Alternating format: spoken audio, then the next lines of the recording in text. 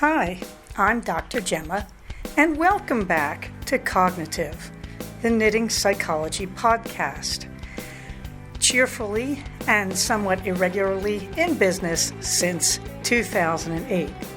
Segments today may include what's on my hooks, needles, and spindles, a strategy, something I really like, put a lid on it, oh shoot, and blather. So sit back, put your feet up, pick up your knitting, crocheting, spinning, weaving, or dyeing, or any other yarny thing you're doing, and get ready to enjoy. Well, hello there, it's Gemma, and this is episode 267 of the new series of the Cognitive Podcast. Before we do anything, hi, it's Dr. Gemma. I would like to request a moment of silence out of respect for Renee Nicole Good, an American citizen killed on American soil.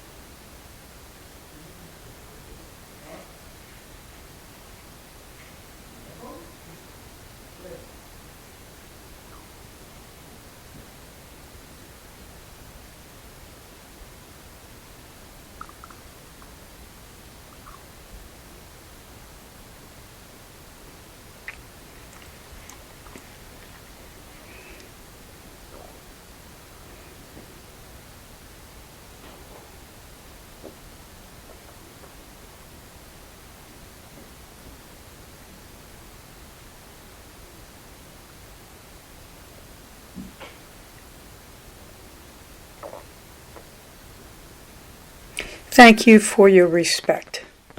I think this one is better known as Staying Snug because we're here in Southern California with just a wild amount of rain.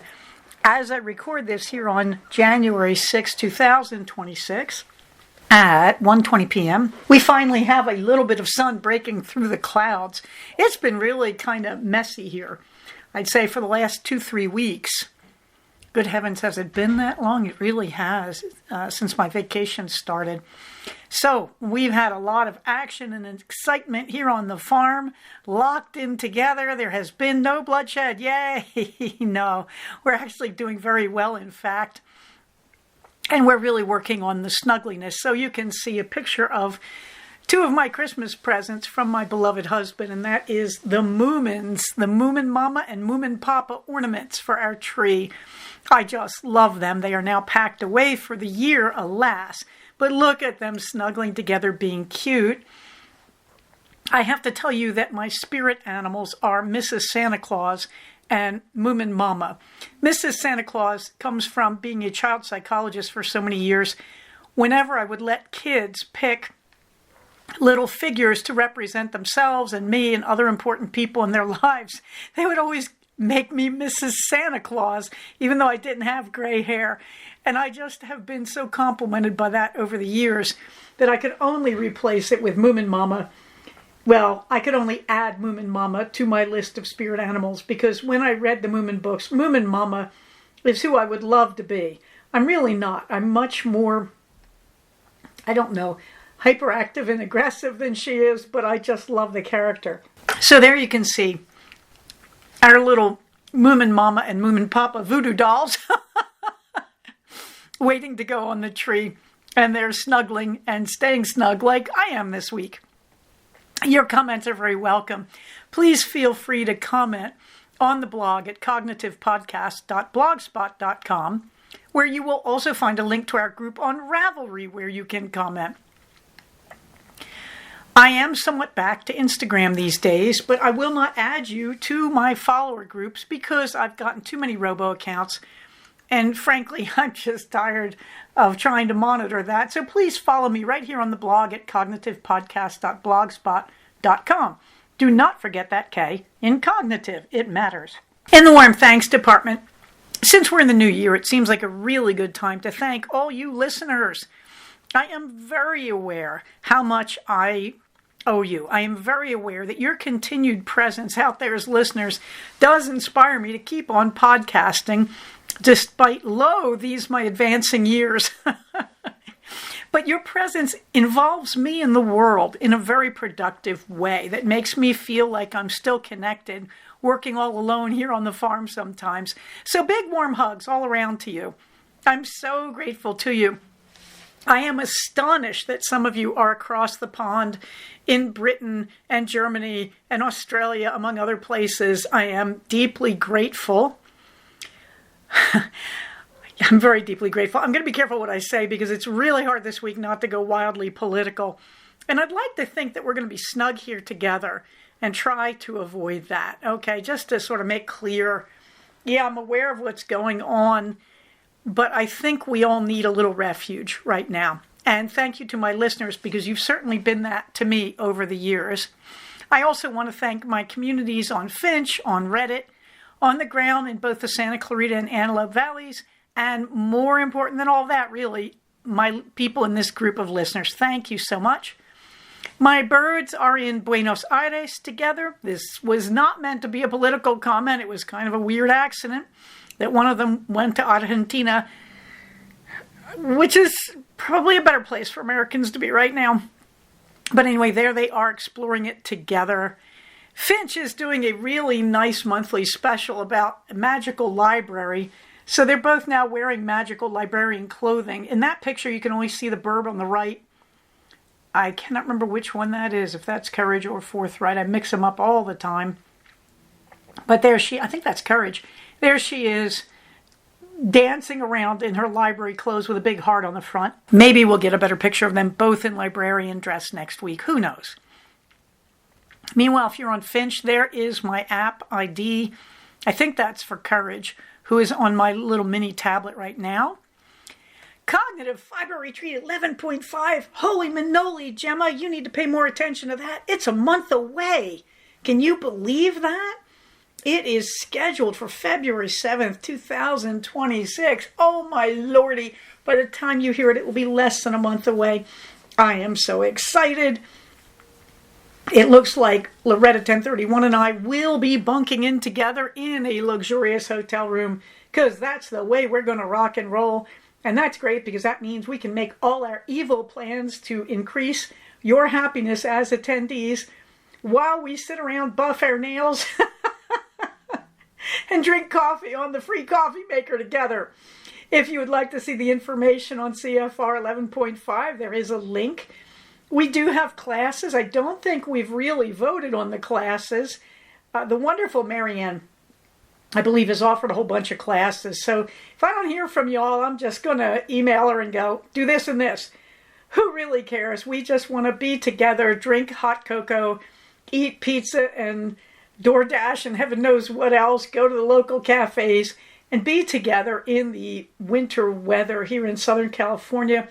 I realize that for many of you, the winter weather in Southern California is kind of a misnomer because in your world, this is not winter weather, but trust me, we're pathetic down here. We're not used to being cold. So it's true, I live in the desert in the subtropics, and I'm wearing a wool sweater that I hand knitted even as we speak. It's a little pathetic. Come over to CFR 11.5. Y'all know where the hotel is by now, over in Valencia, right off the 5. Come join us for the day or to spend the overnight. We don't care. We're going to party down seriously. I have posted the pictures of the wheels. Now, I also posted a shacked loom, I believe, there too. I put that up. I wasn't planning to bring the shacked loom. Pretty sure that's a shacked. Because I don't buy a lot of shacked. I think I've bought their portable wheel, which I've now sold. And I'm happy to see it gone. But Shacked is really good. But let me tell you, I have nothing against Shacked. They're a wonderful company. I have nothing but respect for their products. Just hasn't worked out that way. But I realized I've got a loom and I'm not looming. I'm just not that interested in looming. I love weaving. I remember Jasmine telling me once that she loved weaving so much she wanted to make all her clothes that way. And I really sympathize. She had a bigger loom than I have. She has a bigger loom than I have. This is Jasmine Knitmore I'm talking about. And I understand that once you start actually weaving, it is so addictive, and I'm darned if I can explain why. But I have decided to go into my later years without that loom, that I would rather move it along, that I'm very, very happy with my knitting currently and my crocheting. I'm not even spinning that much. I've got a pile of wonderful fiber from Lisa Souza, which of course there's never going to be better than that, and yet I'm not using it. So I seem to have fallen into this rut of knitting and crocheting. Anyway, the loom should go. It's taking up space, not getting used. I think it would be a good thing for it to go. The prices, I believe I was charging $300 for the wheels, and the loom will probably be the same. That's considerably less than they're worth, but I really want these to go to people who want them, who will use them and love them. I do not need to make a big profit. I certainly paid more for them than that myself, but I would like them to go. I also have my little antique wheel, which is a point of interest. That price is very negotiable, but if you're interested, let me know. And you can see the instructions on the notes on the blog, cognitivepodcast.blogspot.com. You can see the instructions for signing up. Can't wait to get there. I can't remember the number. I think we've got 11 or 12 people. Should be a lot of fun. What is on my hooks and needles? Well, in the finish department, yes, I was at Barnes & Noble. They had a paper source special, which was a Woobles gingerbread girl. I did make the gingerbread guy a while back. I think he was on our tree this year. He was hanging around somewhere. I don't think I gave him away. Anyway, I made her. So hopefully they will find a way to be together, because she has not made it out to our ornaments bin. But there she is, Meg the Woobles gingerbread lass. She is a lot of finishing work. She's very cute. I don't think I did the absolute best job tacking down her hair there. But even so, I know I'm pointing out all my mistakes, right? Can you handle it? She is a lot of finishing. That the crocheting on her is the easy part. You just do this big blob for the body and then blobs for the hands and the buns. But she takes a lot of hand sewing. So this is one of those things. I don't think this should be a beginner pattern. I think this should be considered advanced beginner at best. And if you're going to do her, remember, like, look at all that white trim on her. That's all hand sewn. The face, the buttons, the bows, the buns have to be attached. The hair has to be attached.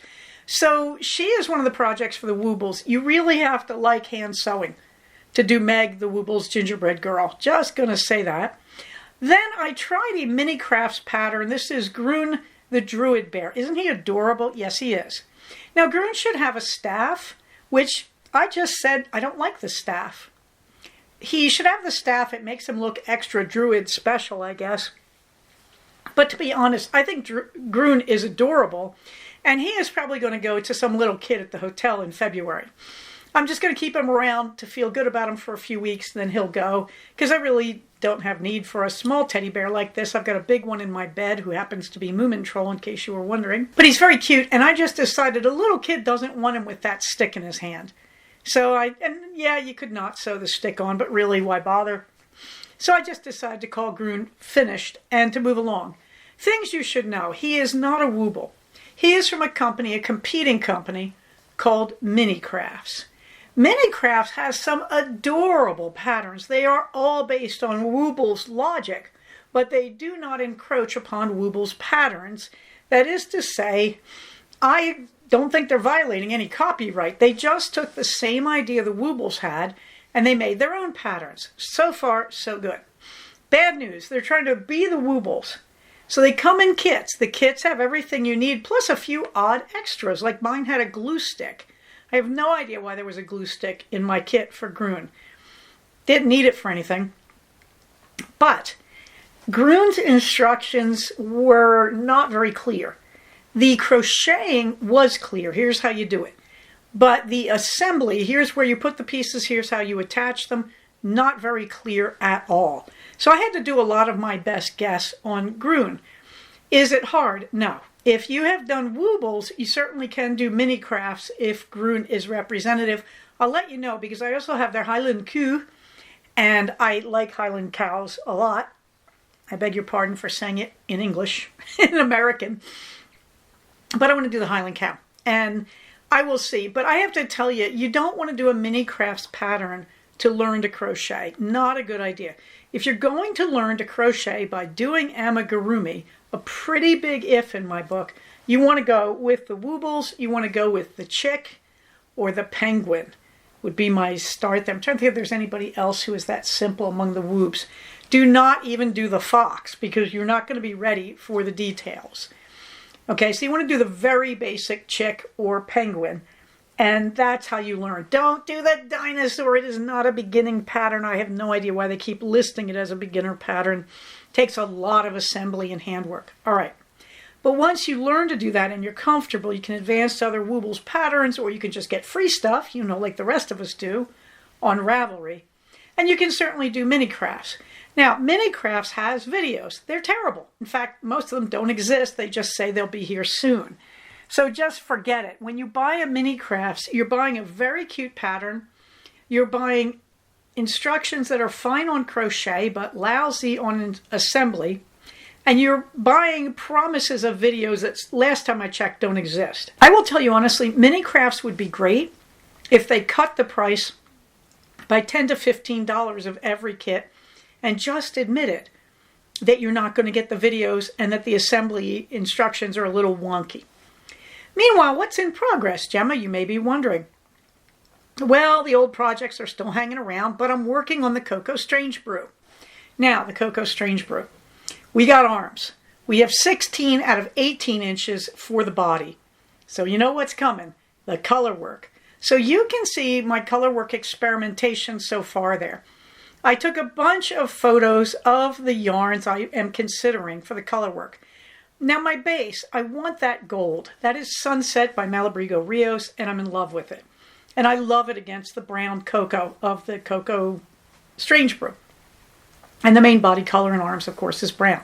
So I just love this stuff. However, you can see that it has really been difficult to match colors with it. The colors I thought I would use are in that little wristlet at the top left. That is right off the pattern from Pacific Knits. That is a Doodle Knits cup warmer, mug warmer for like a Starbucks cup. And I did it on smaller needles, so it doesn't fit on my Starbucks cup or even on a soda can. But boy, does it fit on my wrist, and boy, has it been nice to use it to stay warm in these damp days. So there it is. And you can see the two colors of Malabrigo Rios I was looking at originally. One is Sagittarius, and the other is Libra, the solid red. And you can see the Sagittarius looked good in the original photo, which is not here. It was in a few episodes back in the show notes. But it doesn't look good. That parts of it are too close to the color of the gold, so they fade away. Now I knitted in the top motif in the Libra, which is primarily red, and I thought, oh, too dark. Now I don't agree. Now I'm thinking of keeping the Libra in, but just using it sparsely as a highlight color, because the more I look at this wristlet, the more I actually like the way that dark red looks. But it was an important lesson that wherever I use the dark red, I don't want it solely based in the gold. Hence the other colors I'm experimenting with. And you can see the color photos where I put them in monotone to see how they compare. And you can see the clear winner there against the gold is that pale orange. That's actually cream from Cascade 220. But you can see it's got a strong orange tint. So it looks very good. You can also see a clear loser. I have a beautiful variegated orange that I got at that yarn fair, SoCal Fiber Fest. I thought that would work. No, it really doesn't work. It really just fades out too much. The green, I'm working on a second wristlet. I've put the green in. It looks awful. You'd think it would look okay. It doesn't. It is not a good match. So this is why, if you're going to do a strange brew, please do the color testing this way. Please take the picture of all the yarns against each other, put it in black and white. That's your start. That is not conclusive. And then do a little sampler. In this case, the Pacific Knits, the Doodle Knits pattern for a cup holder. Do that. It takes one day, if that long, to knit.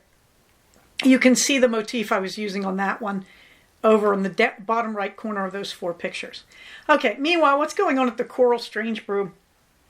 I'm on the ribbing on the cuff of the second arm, and I have to move on to the increases on that arm, and then it becomes basically popcorn knitting. As my dear knitmores would say, And after that arm, I get on to the lower body, which is what I'm doing right now in the Cocoa Strange Brew. Things I have learned from the Strange Brew. You must color test. Things I have learned from the Strange Brew. Great sweater. Just like the Sweetheart one that I made last winter. Great sweater for popcorn knitting. And really very little work left when you get to the top. These are bottom up as I'm doing them. Very little work when you get to the top to do the yoke. Strange Brew, you're actually designing the yoke. And there's so much out there to design with. Now everybody, cross your fingers that I get a good fit out of the Strange Brew. So far, so good. Looks like it's working. Nothing on the quilt squares, nothing in Dizzy Blondes. Let's get on to, let's see. Well, there's the pictures under Dizzy Blondes of the wheels and the loom. Okay, let's get on to a strategy. I was talking about Kaizen. They have 10 principles of Kaizen. And I'm just going to do 7 and 8 today. 7, I feel like I've already said this. You have to look beyond the obvious.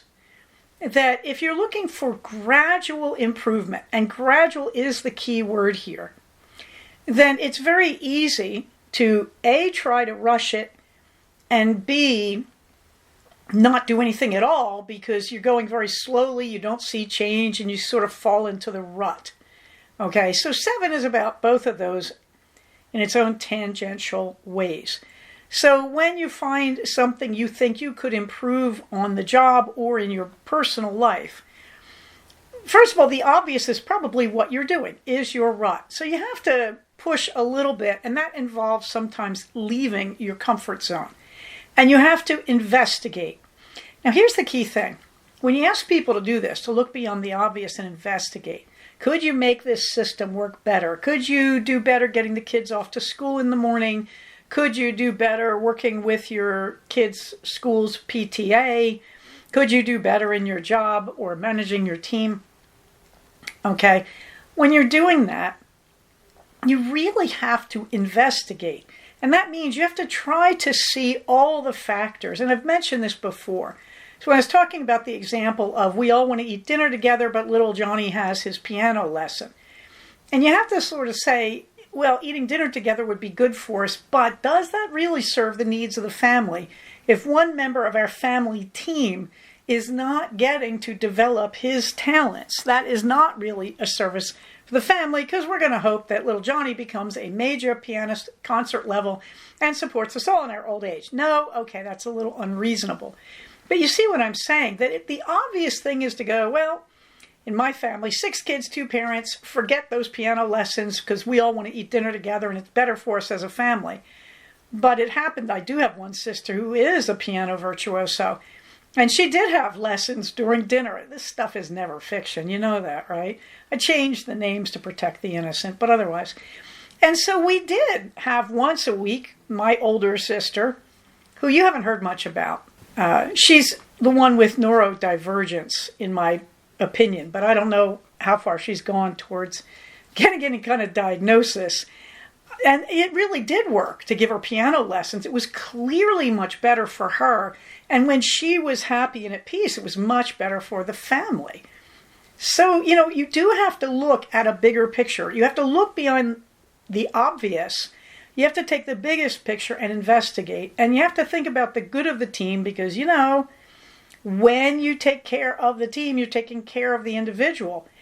In my family, many, many years ago in the 60s, we were taking care of the team by having my sister do piano lessons through dinner because she became happier and her happiness really changed the way the team interacted.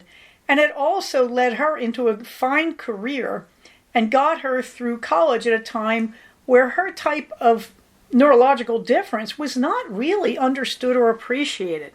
So the whole team did better because she was able to prosper, and we all did better because we took care of one member while taking care of the team. This would not have been obvious. I can remember my parents discussing it. I can remember friends of my parents kind of criticizing us behind their hands over, oh, you shouldn't do this, you should all have dinner together, that sort of thing. You must look beyond the obvious. You must investigate and think. Here's the interesting thing too, by the way. I run into this in my job all the time. Just because you're investigating does not mean you're committing to change. Those are two separate steps. Okay, so just because you investigate a potential solution, just because you are looking beyond the obvious, it doesn't mean you're going to necessarily change anything or do anything. But you don't want to make your decisions out of ignorance. Okay, number 8 in the Kaizen principles, focus on solutions. Now, as a CogB therapist, I would rephrase that as make a plan as opposed to simply embracing your helplessness. So the team has a problem. You don't simply say, well, we can't do anything about it because this one person can't adjust or whatever. Instead, you say, what are all the possible solutions? And then you give yourself as many options and as many choices. Sure, one of your choices is not to change. Is that helplessness? Not really, Gemma, and I'll tell you why. If you are making a list of solutions and you are choosing among them and not changing is the best solution because too many people are disrupted too many ways by your other potential solutions, so your team isn't going to thrive. You are no longer embracing helplessness if you do not change. You are reviewing solutions and you have chosen the most successful one you can identify. So when I say focus on solutions, your status quo is not necessarily wrong. It is one of several possible solutions. Now, if you're paying attention, you hear action, belief, choice here. Action, team has a problem. Belief, we should just stay the same because it's too disruptive to do anything else. Choice, we stay the same. That's embracing helplessness. Okay, action, my team has a problem. Belief, we should look at all the solutions. We should investigate them, assign different people, try to harvest as many possible solutions from our team as we can. Then we sit together and go through them, and we realize these were great ideas, but they're not going to work as well as what we're currently doing. Choice, having now investigated, we make the best choice out of several for our team. That's the difference. So, strategy 7 from Kaizen, look beyond the obvious, that is, investigate your choices. Strategy 8, focus on the solutions. Don't simply embrace helplessness. I just love this stuff. Thank you for your tolerance. Thank you for humoring me. Oh, shoot. Yeah, soggy, not running. However, I do have a new outdoor activity, which I'll be talking about shortly.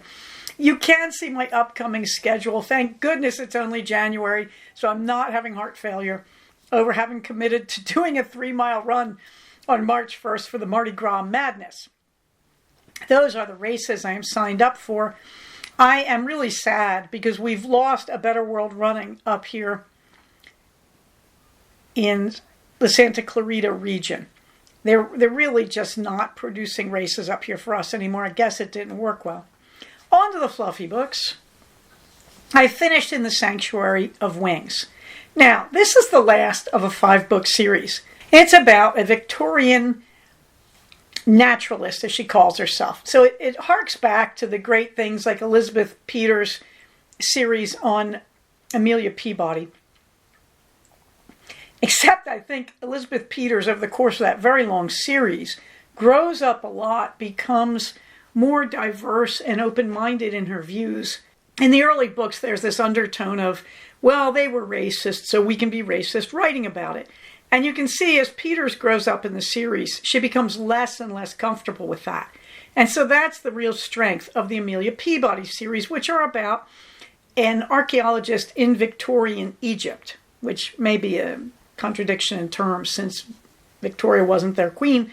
Anyway, so that's what I like about that. In the Sanctuary of Wings, it gets very difficult because what she does is she changes all the names of countries and cultures, but you can pretty much identify who they would be in our world. And I feel like she does lean on cultural stereotype a bit much. At the same time, she does some really good discussion in the 5-book series of gender fluidity and racist issues. So I'm always going to feel slightly uneasy with this series.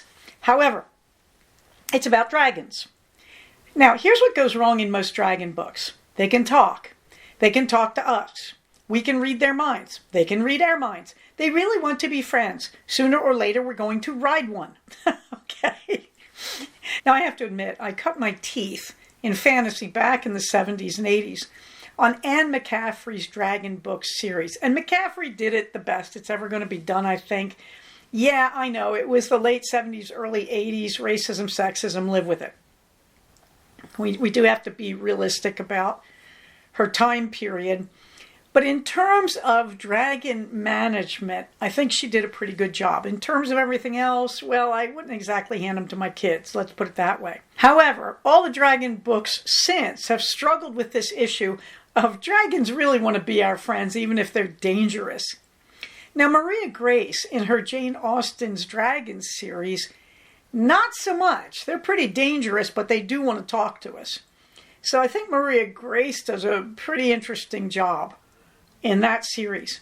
So in The Sanctuary of Wings, what this author gets right, she doesn't go that direction. The dragons don't talk to us. They don't take a lot of interest in us. And in fact, most of them would eat us. So I have to say, I quite like Brennan's work on that. The problem and the blessing of the 5th book, and I don't want to give a spoiler, is suddenly something huge happens in the last half of the book. And I have to admit, I was kind of waiting for something like this, although it caught me off guard. I didn't think she'd actually do it. So this is the strength of the series. You have to get to the 5th book. I thought the 1st book was pretty tedious. The following books get gradually more interesting. Sometimes I feel like the pace and the discussion is under-researched. They make it sound like crossing the Himalayas all by yourself on foot is real doable, you know. And I was kind of like, no, ma'am, I don't believe this, no. I'm glad I read the series. Will I reread them? I might listen to them again someday in the future. And I did enjoy, of all of them, the 5th book, In the Sanctuary of Wings, the most of all of them. How good is it? 4 out of 5 stars. It's not the top of the ranks. Meanwhile, I'm listening to The Crescent Moon Tea Shop.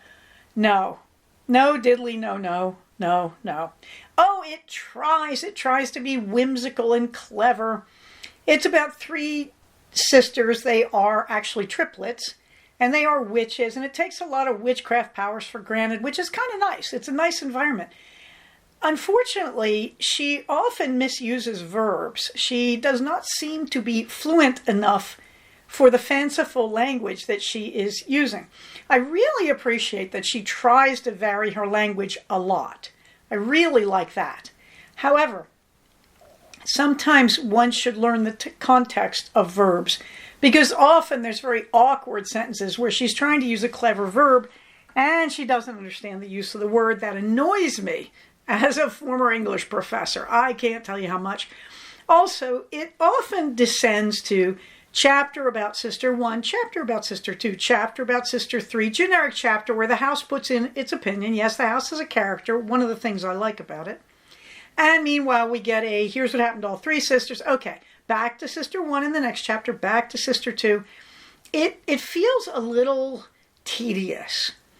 And it's just kind of annoying. It's just hard to believe in some places, even granted that I'm willing to believe in the witches as having normal everyday powers. Yeah. So the Crescent Moon Tea Shop, I have to tell you, I stopped listening to it last night, late at night, because I realized I just don't care. I'm in the last quarter of the book, and I will probably listen to it while I knit, but I just don't care. So we'll see what follows it. I am looking at one of my Japanese healing books. I think it's called The Cat Who Saved Books. For my next listen, we shall see. Something I really like, well, following Economy Cat on Instagram, because she does videos about what is normal. I might be getting this wrong. I think she's a lawyer, actually, an attorney. But most of her videos, she's walking through a nice green area, holding her camera up to the side of her face. She is clearly not using fancy stuff. She might have a stick, that's about it. And she just walks around and she says, just a reminder, having a car that is older than 5 years old is normal. Living in a house that has a few problems is normal. Not buying on Amazon today is normal. And she also varies that with videos where she says things like, you don't need to go to Amazon and shop. You're just bored. Go find something to do. Go do a hobby. I really like her. If you want to see the spelling of her name, it's in the show notes. She's on Instagram. I really appreciate her. There are a few people imitating her on Instagram. Good. I kind of regret that she's not credited with originating this idea. I think she did. We'll find out. But I have to tell you, whoever came up with this idea of let's have a video to remind us what's normal, thank you. It's good. I also put in a cool guide that I picked up on Reddit, how to jump start your car using another car and cables. And so there you can see it. I think everybody should basically download this picture, store it on your phone, put it on your kid's phone, because you need to know how to start a car, particularly in the winter when batteries dying out in the middle of the wilderness can be life-threatening if you live in Southeast Washington, as I used to, and you could freeze to death. Yes, so you do need this information. It's a good thing to learn. It's a good thing to teach the young drivers in your household. Project Back episodes on Proton, episodes 101 to 150 of the new series are up for the month of January. I have compressed them and loaded them, and so hopefully they will be up by the time you see this. Put a lid on it. We're still finishing the Plum Deluxe Advent Calendar. Why, Gemma? It's January 6th. I'll tell you why. This calendar this year was perfect. It was so good. Now, this is their herbal calendar, and so far I think there have been 3 teas I could not drink because they had lavender or alfalfa in them, and I'm allergic to those things. Anytime you're doing this kind of tea calendar with an experienced tea blender like Plum Deluxe, you have to realize there might be allergies. You have to respect it. I still got more than my money's worth. I haven't finished this because I keep going back and drinking the spare bags. They give you 2 bags for every day. They're so good. So today we are looking at day 18, day 19, and day 20. These were winners. Day 18, I typed in right away when I tasted it, this is an unexpected delight. It's called Nightcap. There's a picture of the tea. It looks strangely boring, but it's really quite nice. This is peppermint, green rooibos, lemongrass, hibiscus, rosehip, chamomile, valerian root, blue cornflower, peppermint oil. Notice how far down the list valerian root is. It encourages sleep, but it can be poisonous in high amounts. So they're just using a touch of it. Did this put me to sleep? No. I had it in the middle of the day. I did just fine with it. I loved it. I love the flavor, the peppermint lemongrass, and I'd have to say probably the rose hip. I can't tell you. It just came out so bright, so nice. Of course, I am a slave to mint. So I just really, really enjoyed this one. Will it make you sleepy? It didn't make me sleepy, but I really like it. If you want to have it as a nighttime herbal, that seems like a great solution to me. I will warn you, peppermint is stimulating. However, it also makes for a heck of a good smell in this, and I just love this one. Day 19 was weird and lovable. It was white chocolate strawberry, and this has green rooibos, strawberries, natural flavor. This did not taste like white chocolate to me. This did not taste like strawberries to me. The scent was utterly forgettable. I really liked it. I just can't tell you why. It was just really pleasant. Shall we leave it at that? I don't even remember the aroma, whereas I should point out I liked the aroma of day 18, the nightcap, quite a bit. I can't explain why the white chocolate strawberry worked for me. It just did. So, would I buy it again? I don't think I'd go out of my way to buy it, but I wouldn't walk away from a cup of it. Let's look. Oh, day 20 was such a winner. Day 20 is blueberry ginger. I'm leaning right over the mic. I'm sorry if I'm getting louder here.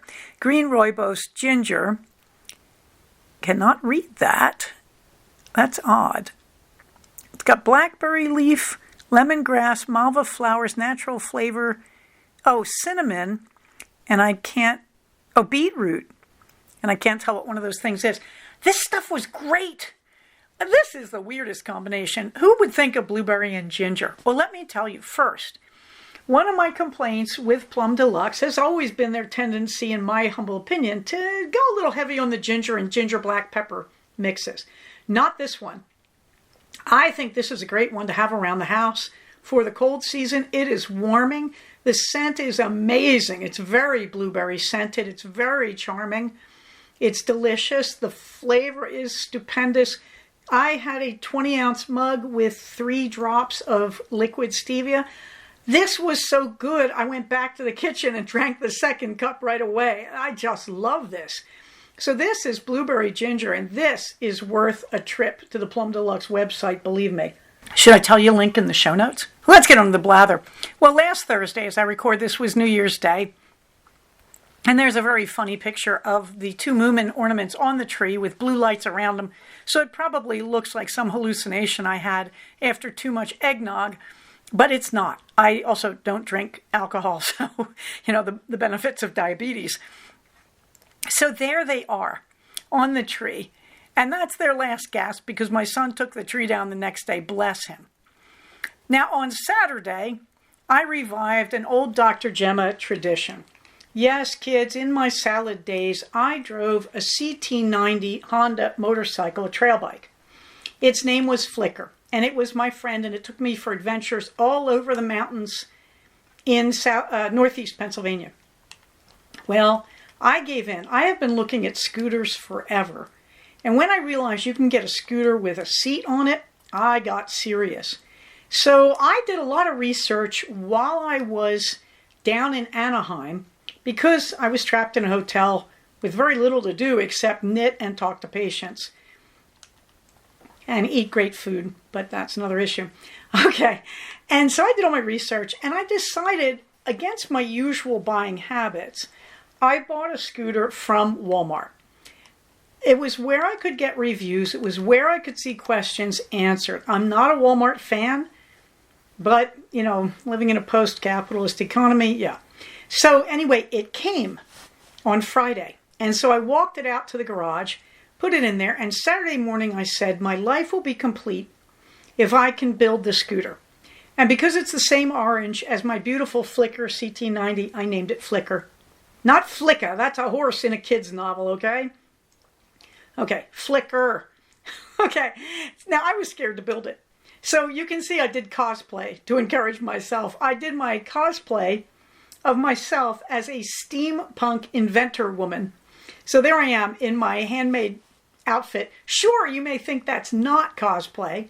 You may think I made those pieces completely separately from each other, the vest and the skirt, and you would be right, and yet somehow it became steampunk inventor woman cosplay. So I went out to the garage and I started to build it. Garage. I'm in America. Garage. Well, you Brits just had a good laugh. And my boys came out when they heard the clanking, and they came out, thank goodness, because my husband got shrewd and said, you can't build it out here, it's too cold, and you can't see and you can't move. So he took one of our indoor-outdoor rugs, spread it on the hardwood floor in the living room, and the 3 of us built her together. And it was such a teamwork thing. I could never have done this alone. For one thing, to align the parts, you need somebody to help you. You can't just do this by yourself. Secondly, those instructions, not too good. But there it is. There is the link to it. I believe that's the link to the maker site. And now I know you can order it from them directly. At Walmart, I could not figure out who the maker was. So I couldn't have ordered directly if I'd wanted to, but I have given it to you so you can do better than I did. Saturday, we had a brief break from rain. So I did get to ride Flicker around the driveway. And there were no lives lost. And it began to rain on me as I was out there. However, it made me understand that I do need a helmet. I probably want a safety vest. And I need some locks. Now, Flicker, even though they advertise her as an adult scooter, if you read all the fine print, they tested her with a 130-pound person. You will notice that most Americans who are adults weigh over 130 pounds. We are an obese country. That includes me, kids. So I think Flicker is supposed to go up to 20 miles an hour. I think I'll be lucky to get her to 15. That's exactly what I want. I don't want a fast ride. I want a comfortable, reliable ride. We are still working on that seat though, because it does tend to slide a little bit when I sit on it. So we have to tighten those things. But that's part of riding it in the driveway, that you do those last minute adjustments, you know. You may notice Flicker has a little basket on the back, which I love. She does not have a speedometer because she's slow. She just has a really nice little battery indicator, which is nice. She's supposed to have a range of about 20 miles. I doubt it. She is not a high-powered animal, but boy is she fun. Hey Gemma, what will you do with her? When I become bold with her, I will take her on the train and ride her around Glendale and Atwater Village, to be honest. When I am not bold with her, I will ride her in the driveway. When I am medium level bold with her, I will take her to Santa Clarita and ride around on the lovely paseos just to get out and do something different. She also lets me do interesting things like ride her to where I want to go running. If it's not near a parking lot, lock her up and then run back to her. So I am looking forward to slight expansion of my running maps by having Flicker around. We shall see. She also led me to join the Reddit subreddit called Electric Scooters. People on there, everything from weird to really supportive, but it worked and it taught me where to get a helmet and the kind of locks I need for her. On Sunday, we had another indoor day with rain, but brownies. And so I made brownies and I drank a lot of tea and I read a lot of books and I did a lot of knitting. There's my son who was eating a lot of chocolate that he got for Christmas. But Sunday was a nice day. It was rather peaceful. The interesting thing is I'm very tired after the end of last year. It was very, very challenging on the job. The challenges are still there, but they're slowly subsiding. And I came out of that exhausted and said, okay, I'm good, and just needed to rest. So that's really what happened this weekend. I was very satisfied with the assembling of Flicker and then just hanging out and doing various projects. And one of the projects, the bottom you can see a 1,000-piece puzzle of the Moomins. I believe my husband gave me that for Christmas, and I did not expect to want to do it. Now, it's a really nice puzzle. You can pick it up, I think, at Barnes & Noble, and I don't know. I'm sure there are other stores that have it. Now, he got it because last year, or 2 years ago, I can't remember which, we had a 1,000-piece Lego puzzle that was undoable because all the pieces looked exactly alike. It was meant to be highly challenging. Yeah, we got rid of it. This one is nice because it's a bunch of little mini areas. Like over here you have a cat who's very different in his coloring from everybody else. Over here you have Moomin Troll, who is all white, standing next to whatever that naggy next door lady's name is, I forget. The Philly Junk, I think. Okay, everybody is their own little individual puzzle. You put them together and then you gradually start connecting them with background pieces. So this one was much easier and I've been enjoying it, and my son has been doing a little bit of it too. I even caught the husbear putting a piece in. So I hate to say this, I've been doing this for like an hour a day minimum and really enjoying it.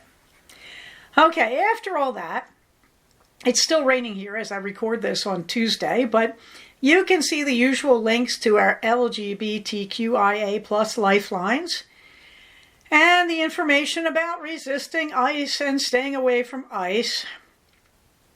You can see in between those the resources I recommend, the Knitting and Crocheting Library, the list of things I've bought to support my knitting and crocheting habits, skills and techniques links. There you go. You can also see my calendar upcoming, CFR 11.5 on February 7th, 2026. That is the next big thing. After that, you can see a series of my races followed by CFR 12 on November 14th, 2026. Minerva gets the last word. Minerva says that it is good to be just a little bit shameless. You can see her on the floor there. I'm surprised you can't see her eyes as well in the picture as I thought you could, but you can see her on the floor and she's looking up at the treats that I give her that I recommend for cats called Shameless Pets. It's good, healthy cat treats. Finding treats that your cat likes is a little challenging unless you open a can of tuna, but believe it or not, Minerva won't eat that. She'll have she'll lick it and walk away. So we found Shameless Pets. Accidentally last year I got her a Christmas box. I forget where, online. And it had Shameless Pets. And that was the valuable thing we got out of her Christmas box. So now Minerva has a habit where at night she wants to run into the garage and disappear into the cold. And then, of course, 2 a.m, she's wailing to be let back in the house after she does a little mousing. Okay, this is not comfortable for any of us. So I began to train her by just handing her treats and leading her out of the garage by putting a trail of Shameless Pets treats on the ground and rustling the bag and saying, is she around here? No, she's not in the room. Oh, she's in the room. I'm going to spell it because she's in the room and she's dozing, but she'll wake up if I say the word. I say Treats, except I say the actual word. And I rattle the bag. It is amazing how fast Minerva learned not to go in the garage. That she learned if she went in the garage, I would not give her the Shameless Pets. And then she learned to manipulate it. She would go to the garage and look over her shoulder and meow at me. Now you think, is that manipulation? Yes. Because Minerva normally says meow, but when she wants food, she goes, eh, and she does that meow. And that makes me rattle the bag and lead her away. So we eventually negotiated. At 7 o'clock every night, instead of running into the garage, Minerva sits next to the trunk in the big bedroom, and she goes, ah, and I give her the Shameless Pets. And I will use the T word to reinforce this, that remember this is the T word we're doing, and I rattle the bag. All I have to do, if I can't find Minerva, is find one of those bags. I have like 4 of them lying around the big bedroom, and just shake it. And Minerva comes. Now this is all good, except this is Minerva. And Minerva, well, we basically share a common spirit of manipulating people when they're not paying attention. So Minerva now has me trained. She runs into the bedroom and does that noise when she wants me to feed her the treats, whether it's 7 o'clock at night or not. Now, to be fair, Minerva does wait. Sometimes I will be knitting or working on the puzzle until 9 o'clock, and she will wait. And then she will go in the bedroom and make the noise.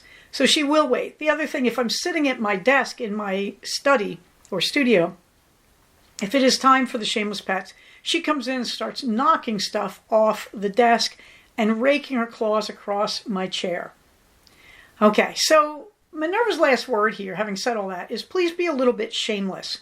You do need to tell people what you want. You do need to tell people what you need. You do need to recognize they may sometimes say no. You do need to deal with the fact you will not always win.